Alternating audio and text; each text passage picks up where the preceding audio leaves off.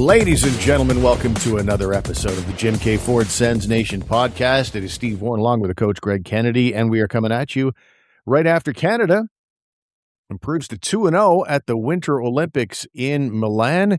Obviously, there's not a lot of Sens talk right now, but I think every Sens fan is trained on the Winter Olympics, of course. So we're going to talk primarily Olympics in the program today, dally into a little Sens talk, I would imagine, as well, with the coach as well, Greg Kennedy. Greg, how are you?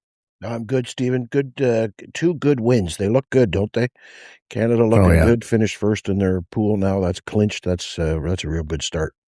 Yeah, it's a reminder what a short tournament it is, and I'm curious what you think of the format. Like, Canada wins the first two games by a combined total of 10-1. They win the division already, even though it's 2 games old, and it really is. It's only a little bit longer than the actual Four Nations. I mean, they have one more game. They should win that one. And then all of a sudden it's time for 3 straight sudden death games. So it's as good as they've looked so far. There's still a lot of work to do. Yeah, well, you said you wanted my opinion on the format. Here's my opinion. When I think of best on best, I don't think of the best of Switzerland versus the best of Canada. I don't think of the best of France versus the best of the U.S. I think of the best of Canada versus the best of the U.S. And unfortunately, because the way this schedule works with these 3 divisions, you really only saw, maybe Czechia, Canada could be considered a best on best of really good teams, and you saw Sweden and Finland. Other than that, you could conceivably not see a best on best. You could conceivably not see a Canada-Sweden or a Canada-Finland or a U.S. in either of those teams, or U.S. and Canada. Because the way it's all worked out, if there's one little upset here or there, or if there's an upset in the elimination round or the quarterfinal, like, unless we get all the best on the best in the Final Four, I think the women got it right. They put all the 5 best teams in one division, and they all get to advance. And they put the other 5 teams in another division, and only 3 of them get to advance. That works for me, because then I know I'm going to get. You had a round robin game of Canada-U.S. on the women's side, but not on the men's side. Maybe it should be something like, just go by the world rankings. The top 6 get to play in the Olympics, and you play a true round robin, and the top 2 teams at the end of round robin play for a championship. That might be a fair way to go at it, but your 7th, 8th place teams would be a little miffed about that, but maybe there's a relegation. I don't know. I'm just not fond of, we're so used to deciding really important titles, and this is won by a best of something, best of 5 minimum. That's true too. This is just, I feel like no matter how well they're playing right now, there were moments there when Switzerland had some great opportunities in that second game. Logan Thompson made some huge saves. And you just get a real sense of, man, a wrong bounce here or there, puck stop going in for Canada, and you could have a big old upset. That's just the nature of a short tournament. But let's talk about what we have been presented with in this style of format. Right. First of all, I think the big thing for me that in the first 2 games, it's just almost a shock to the system to go from NHL regular season hockey where you have 32 teams, and so a lot of players who would never get a sniff at this level. It's just such a transition to see the immaculate skill that they're willing and just laying out like it's Game 7 every shift. It's just phenomenal theater. Like every moment of this Olympic hockey, as a spectator, there are no shifts off. I'm like mesmerized by everything that's happening. What about you? Yeah, you're absolutely right, Steve. I watch everything on PVR, as you know, even sports now. I never used to, but even sports now I watch on the PVR. And there are nights, I'll admit, where I'm fast forwarding through things and waiting for a goal or something, or a penalty, but not with this stuff. I'm watching it from start to finish. The pace, it's just pace, and the skill level. You combine high-end skill with a high-speed pace, and you got some really entertaining hockey. For sure. And I know he hasn't, he's not one of the scoring leaders. Like Connor McDavid has 6 points in the first 2 games, but I'm really impressed with former Senator Mark Stone to give us a Sens angle here on the Sens Nation podcast. And there was a moment where he got himself a breakaway. I think it was a shorthanded breakaway. Yeah, and I think people, and he didn't score, unfortunately, but you can see it wasn't pretty. There's nobody saying that he's getting full marks style marks for his stride. It's an ugly stride. But, I mean, his speed is just fine. It's not McDavid, obviously, but people who complain about, oh, Mark Stone, when he left Ottawa, that was one of the things people talked about. By the end of that contract, it's not going to look very good because he doesn't have that step to give. And here we are. He's in year 7 of an 8-year contract in Vegas, and he's still out there in a best-on-best tournament looking like one of the better players, Greg. And I was one of those people, Steve, who said I didn't think that contract was going to age well. The thing that also impressed me about that shorthanded the PK breakaway, it wasn't exactly the beginning of a shift either. And he pulled away from guys. Like his play, yes, we can all admit he's not the fastest guy on the ice, but I'll tell you, he's got to be one of the 5 smartest guys on the ice. He knows where to be and when, and he's got such quick stick, steals pucks. He and Mitch Marner lead the NHL in takeaways per 60 at like 2 point something, and nobody else is above 2. Those two guys with their quick hands and quick sticks, and Sid's not exactly a speedster, never really has been, so they really kind of mesh well as a line, the three of them. And you throw out a line with MacKinnon, then you throw out a line with McDavid, and then the pace kind of slows down a bit. You got these more methodical guys. I mean, Mitch Marner's no slowpoke, but he's not known for his speed. But you have a change of pace even within your lineup, within the lines you put on the ice, until such time as you put MacKinnon with McDavid, as Cooper did today, and that changes everything. Like, imagine trying to coach against Team Canada. Like, holy smokes, how do you stop these guys? Yeah. I almost compare it, and it's a weird comparison, I know, but the level of appreciation I have is, and I know you're not the biggest soccer fan, but I didn't like soccer for a very long time. And then I was exposed to it by necessity, by going out and watching my daughter play competitive soccer. And as I sat in the sideline, begrudgingly at first, I kind of got into it after a while, and seeing all the things, because, we're all kind of highlight package people. We like to see the big goals and things like that, but you grow to appreciate the little touches on the ball and the clever little passes and all the things that go on, in the sort of neutral zone. And that's kind of how I feel like going from NHL regular season hockey to this. All the things that you normally expect, he's not going to get that puck, or he's not going to make that play, and it's just they routinely make the play, and the skill is off the charts. So maybe not the best analogy in the world, but I do appreciate the little moments, like I'm saying, seeing in the Winter Olympics here for men's hockey. It's really good to see right now, and I know. No, you're not a big fan of soccer, I realize. Yes. No, I'm not. But I agree with you. Like, I understand your point. Like, you want to teach triangulation and getting to open space and passing to open space within a hockey concept. Soccer's a perfect example, right? It's a little more, I always call it organized running, and it is a little bit more than that. You got to know where to go and when, and positionally you get open for a ball, same sort of thing. But it's the little things, like it was also in your points there, the little things, the little passes, the touch passes, the eliminating a check, count the number of like 3 to 4 to 5 foot passes that are made within the defensive zone to escape.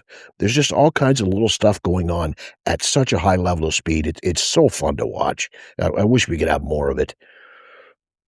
You did mention a pretty special line there with MacKinnon being paired with McDavid and Macklin Celebrini, and I don't even know where to go with that threesome. They've been phenomenal. As the guys were talking about on the broadcast, Mike Johnson was talking about it with Chris Cuthbert. Sometimes these things just kind of materialize, and Jon Cooper's keeping an open mind, just see what develops in these preliminary games, see what sticks to the wall, as they say. And it seems like that line has stuck to the wall in a big way. No one would have predicted that Nathan MacKinnon would be on the wing, but everybody was, saying for years they wanted to see MacKinnon, or rather McDavid and Crosby together, but that's going to be a hard threesome to break up there. Yeah, and really, it's from the Worlds, last year's Worlds. It was Crosby, MacKinnon, and Celebrini on line together. So now he's just put McDavid there. And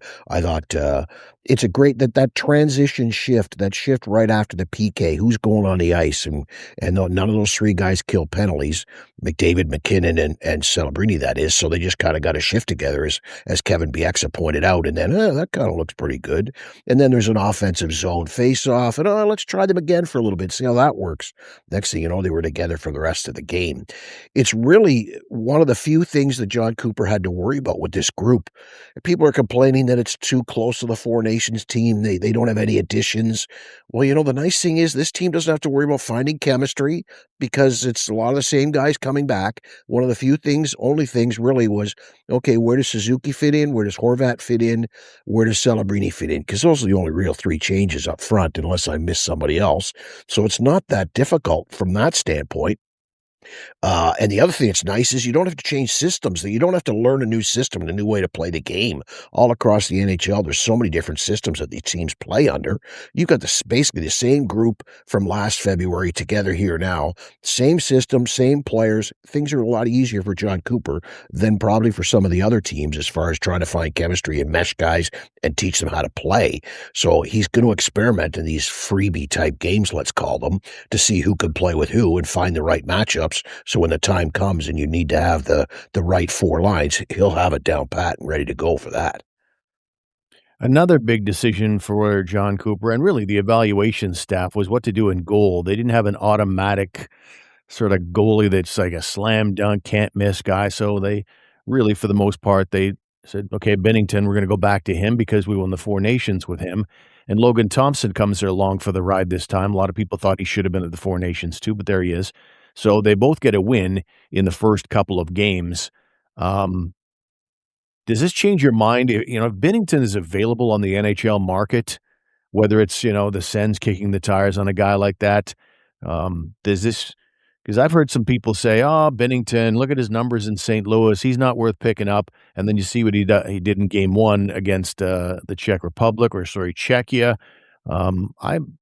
I still find that to be an intriguing goaltending option, even more so now that I'm reminded that, and this is what I've always felt about goaltending, show me a great goalie, I'll show you a great team playing in front of him, and show me a bad goalie, I'll show you a bad team playing in front of him. We're talking about the NHL level, best of the best. Yeah. We're not talking junior B here, where goalies can just, take over games by themselves because they're that much better level than the other kids that are out there. NHL level, so much of what a goalie is what's going on in front of him. Yeah, exactly the case here, too, right? Binnington does not have the Stanley Cup champion St. Louis Blues playing in front of him all season long. He doesn't have anywhere near, obviously, the Four Nations face-off team playing in front of him. So, yeah, he's a better goalie with a structured defensive team in front of him, clearing rebounds, knocking people down, not allowing second and third chances. And with Ottawa's defensive stats being better now than they have been in the past, like we're talking way better, let's say, maybe he could come in here and do the job, but I still think it's kind of risky because if they're not quite good enough, then maybe he's still looking like he does in St. Louis right now. I think Wellstead's the much better option, and you get Allmark playing, and you got Wellstead for a really good backup who is grooming to be taking over here when Allmark's done. And depending on how things continue to develop here for Binnington in the Olympics, what's the asking price going to climb to for a team like the Senators to try to acquire him? I think that's probably out of their league too. Yeah, I feel like he'll come out of this tournament overvalued if they win it all, and his time in St. Louis, he's undervalued. So it's a tricky dance for sure. But let's just look at the next 10 days in front of us here. Did Logan Thompson do anything for you today where you say maybe he's the option when we get into the knockout round?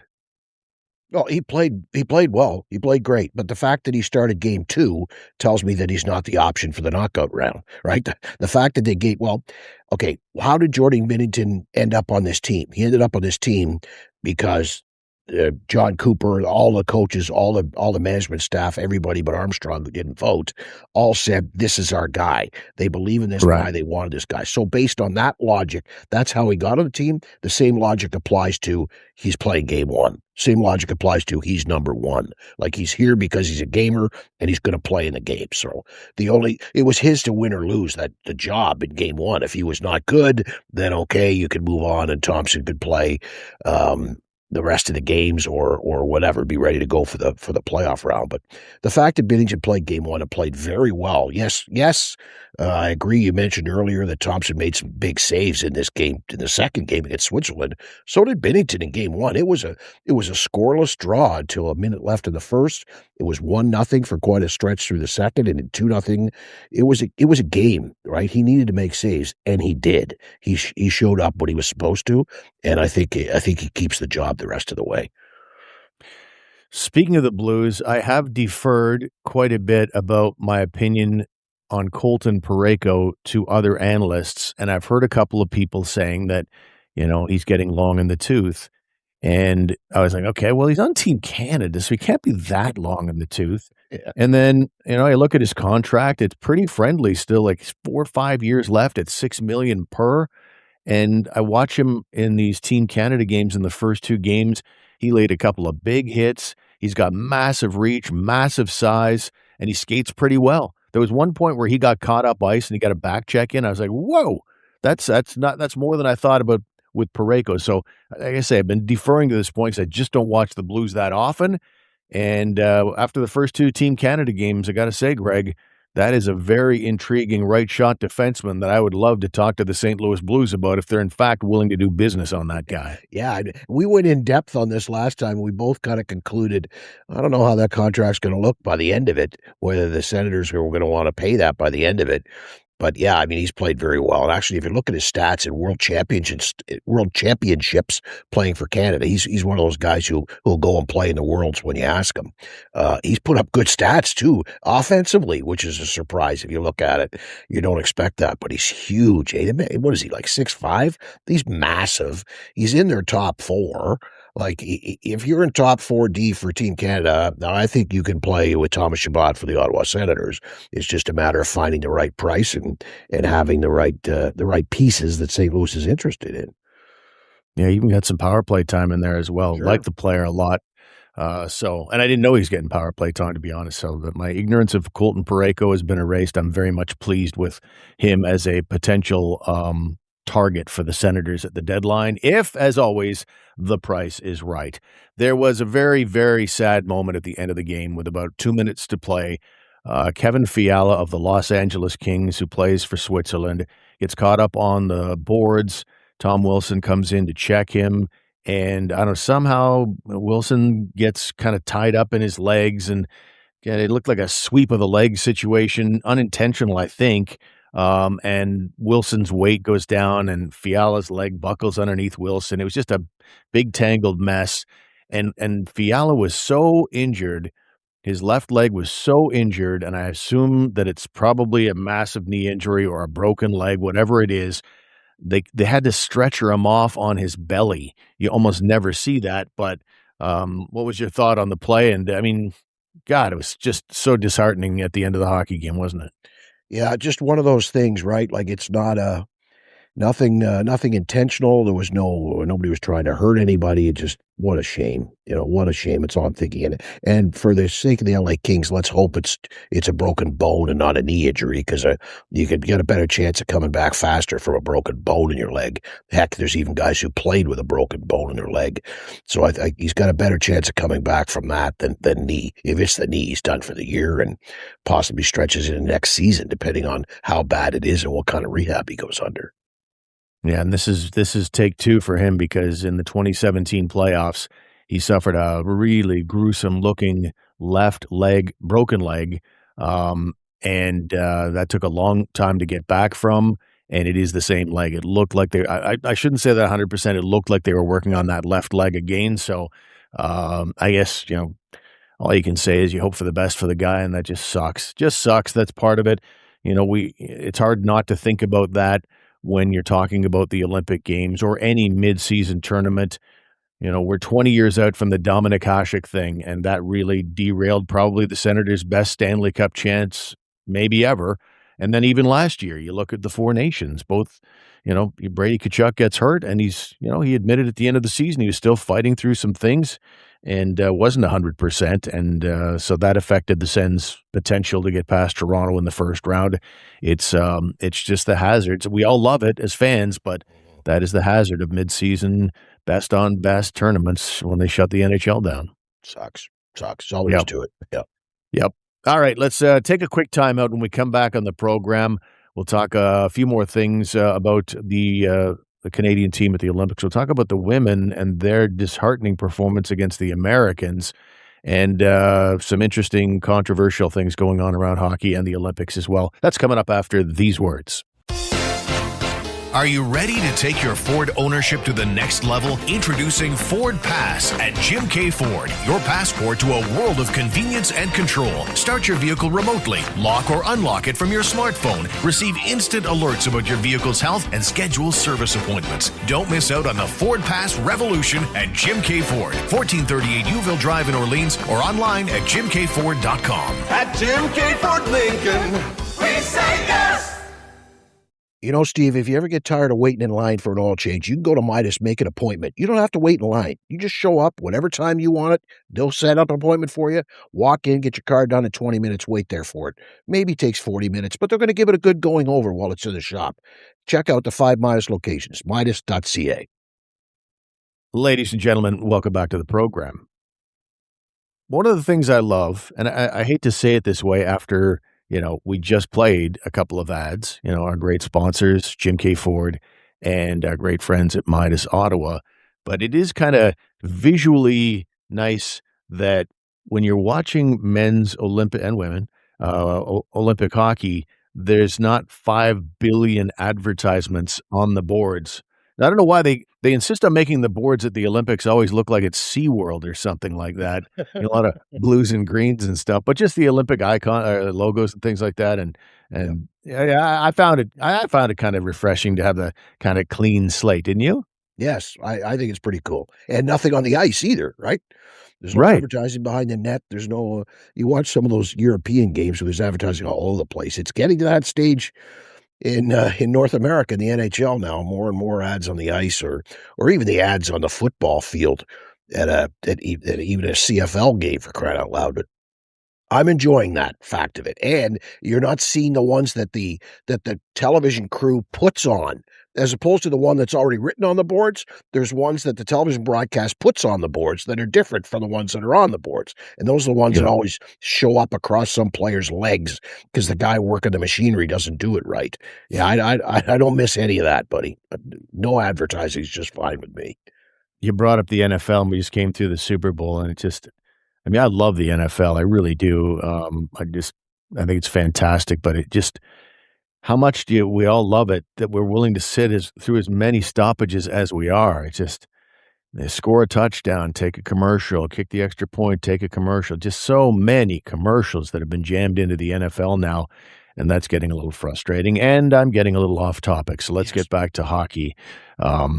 So that was one part. I was also, as the second period comes to a close, it is the Olympics, so you're gonna bounce around a little bit. I don't even have any idea if it was live or recorded from earlier, but they cut away to the American figure skater. Perfect timing. He's the gold medal favorite. He's got a huge lead.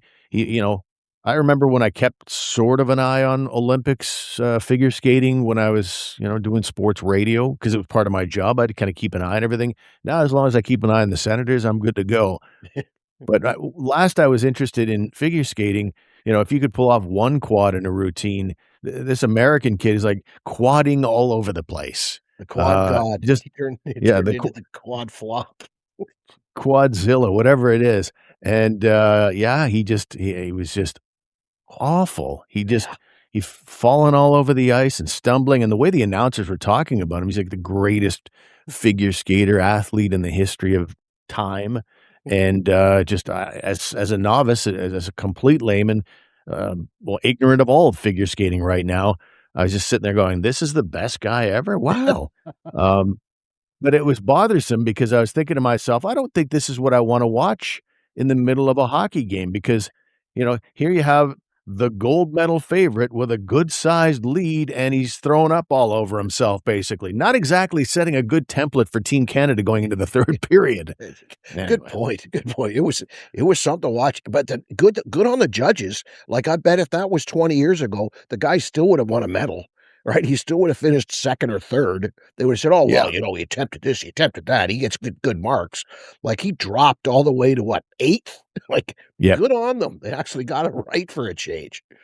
Totally agree. I was thinking the exact same thing. It's like I don't pretend to know anything about figure skating judging. I do know that when a guy falls and stumbles a bunch of times and pulls out of a bunch of quads and makes them, doubles or whatever they are, you probably shouldn't be the gold medalist. But that was all I could think of. I was like, he's probably still going to win because they kept saying, well, he's got to. The announcers were making it sound like it was possible. They were building it up like, oh, he may or may not. And I'm like, what? How can he anyway? Again, I digress. Okay, but let's talk about a couple of kind of amusing stories. One came from the Ontario Hockey League, and that is the Oshawa Generals. The Oshawa Generals have had some epic players go through that organization. Bobby Orr, Eric Lindros come immediately to mind. So it's a storied franchise. But I guess they're having some problems with their fans. Some fans in particular. Basically, the Generals put out a letter to their season ticket holders this week that basically were encouraging them to maybe break out a bar of soap once in a while. I'm paraphrasing here, but they basically were reminding fans because they've had complaints from other fans who are basically got eyes watering trying to watch the Generals because dude next to them smells like cat urine. That's actually the phrasing that was used. Anyway, they had to apologize for it. But if you're running an organization, Greg, you own the Oshawa Generals, and your fan base is coming to you with this, I keep sitting beside these fans who obviously aren't showering. Can you do something because it's wrecking the game for me? I don't know what you're supposed to do but something like that. Well, I don't know. Doesn't that piss a lot of people off? I just checked my pits while you were talking, Steve, make sure I was okay here. But some people might be insulted by that. Like, are they talking about me? Are they talking about me? Like, what? Who? What? Yeah, that's a weird one, eh? Like, you risk. Okay, you're either trying to show your support for the fans who are complaining about it, or you're insulting the fans who are causing it. Like, it's probably, you can't win either way, so maybe you shouldn't have done anything. I don't know. I just, it would be problematic because we've all been in that situation. And, if you go to every game and you're having that problem every game and there's multiple complaints about it and your paying customers are saying, I'm not coming to the game anymore unless you do something. But it's a free country. You can go walk around stinking to high heaven if you want, unless we mix that into the Charter of Rights. What did Jeff O'Neill say on Overdrive? He said something along the lines of, if you refuse to scrape a loofah across the barn doors every once in a while. I think he said it was a very graphic reference. I don't know what the hell it was, but anyway, Okay. That's neither here nor there.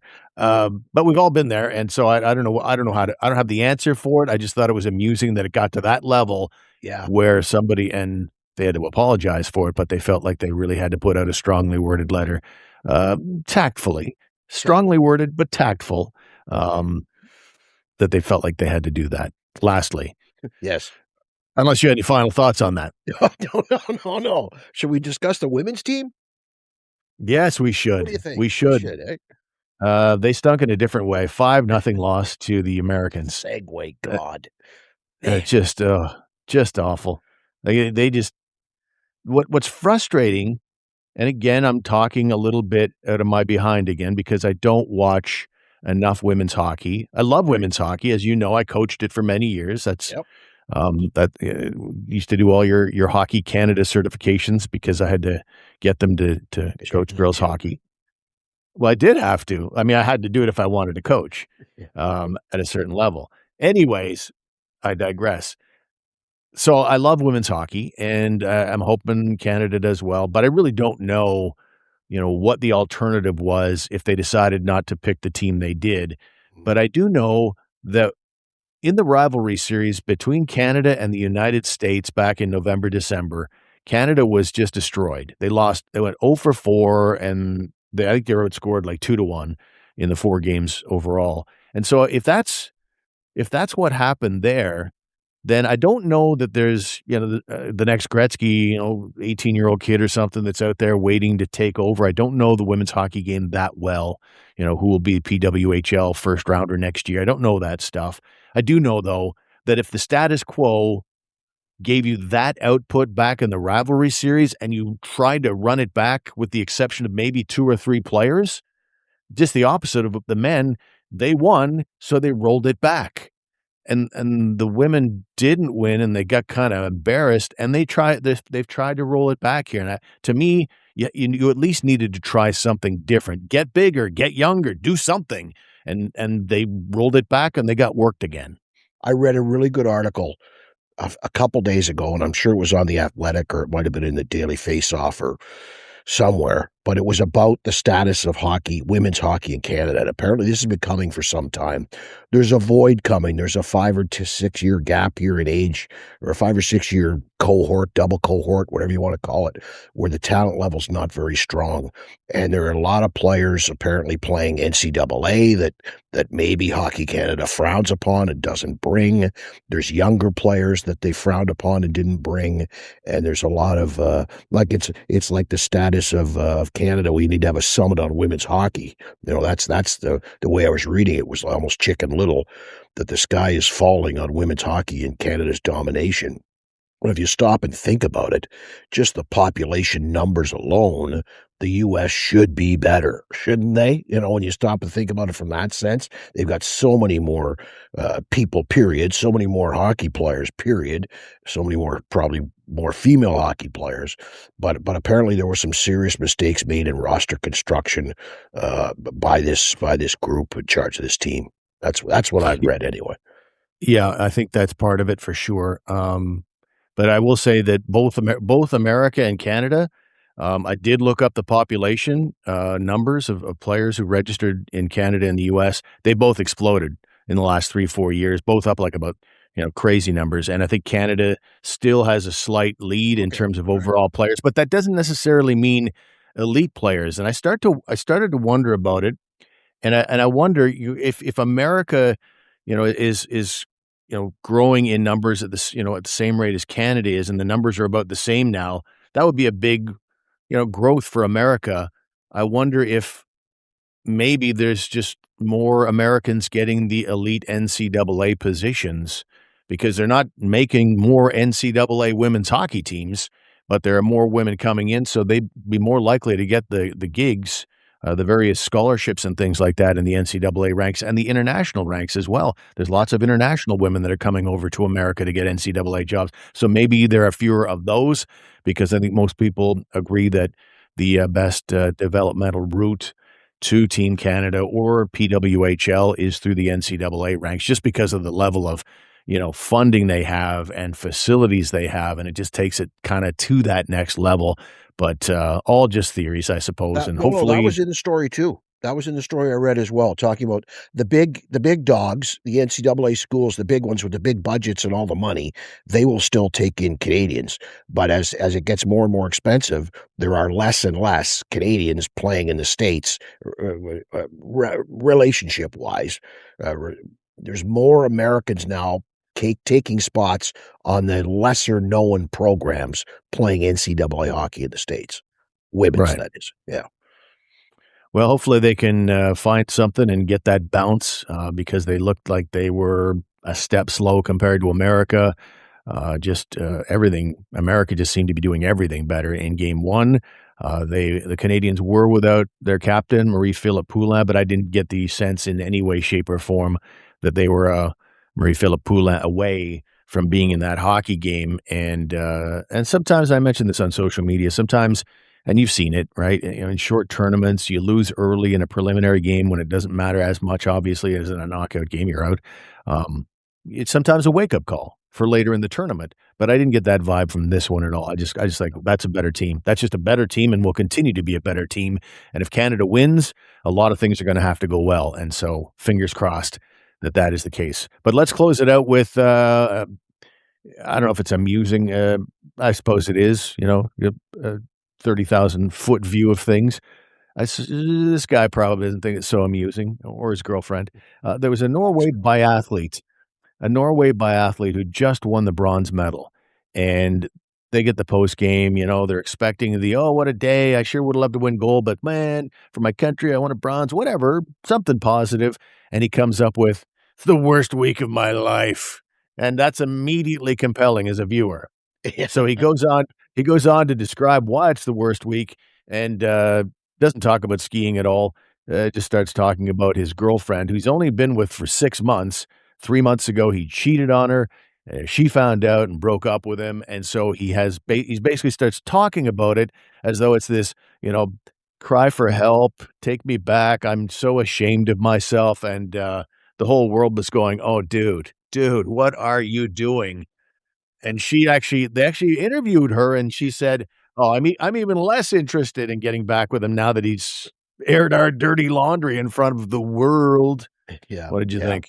Well, I'm thinking, okay, you started dating her 6 months ago. You cheated on her 3 months ago. So that means you in your third month of the quote unquote relationship, you cheated on her. Is that even a relationship at that stage? No, I don't know. Yeah. And then she found out recently, like, "Ooh, buddy, come on. You're in the Olympics." To me, it takes away from the two guys who won. Like, say something nice about the guy who won the gold and the guy who won the silver. Don't turn it back onto you for this pity party. Like, you know what? He's probably got messages. People are probably DMing him. Women are probably DMing him the way they message guys in prison for life or something. Same sort of thing. Women feeling sorry for the poor guy. But I like the ex-girlfriend's response. Yeah, no, not going to happen. See you, dude. And then now that he's gone and put it in front of the world, that's what future girlfriends might be thinking as well. You can't keep it in your pants for 3 months? What the hell? You're not exactly husband material, let alone boyfriend material. Anyways, that's all I have to say about that, I think. Yeah. Unless you had anything to No, that's good. Yeah, right. All right, ladies and gentlemen, we'll call it quits there. Thank you so much for being with us today. Don't forget that our website is sensnationhockey.com. Urge you as well to check out the hockey news, thn.com/Ottawa. All kinds of great Sens articles, a few Olympic articles in there as well, with the Sens being shut down for a bit here.